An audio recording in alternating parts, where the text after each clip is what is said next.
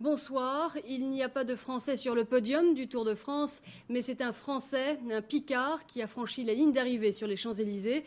Faut-il le rappeler, ce tour-là fut particulièrement difficile. Son roi est bel et bien Indurain, indétrônable cette année encore, Jean-Sébastien Fernandez.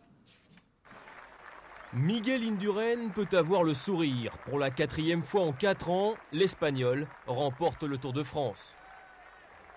Aujourd'hui, pour cette dernière étape entre Marne-la-Vallée et les Champs-Élysées, longue de 175 km, Indurain est resté tranquillement dans le peloton.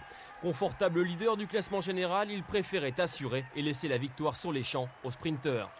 Des sprinteurs surpris par l'échappée dès le 2e tour d'un groupe de 5 hommes. Le Français Seigneur, l'Américain Andrew, le Danois Hamburger, le Suisse Müller et l'Estonien Katspoutis. Seigneur cherche alors l'exploit, pour lui et pour l'équipe Gann, bien malheureuse dans ce tour. Il veut cette victoire sur les Champs-Élysées, alors lorsqu'Andrew tente un ultime démarrage, il contre-attaque, produit un incroyable effort et arrache la plus belle victoire d'étape du Tour de France.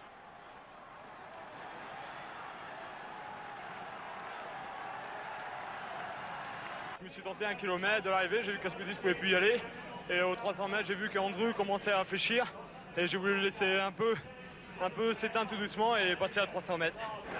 Dans ce Tour de France éprouvant et marqué par beaucoup d'abandons, Indurain l'emporte donc devant le Russe Ougroumov, l'Italien Pantani et le Français du Club Blanc. Le classement par équipe est remporté par Festina. Mention spéciale à Richard Virenque, longtemps 2e au général, révélation de ce Tour et surtout 1er au classement de la montagne.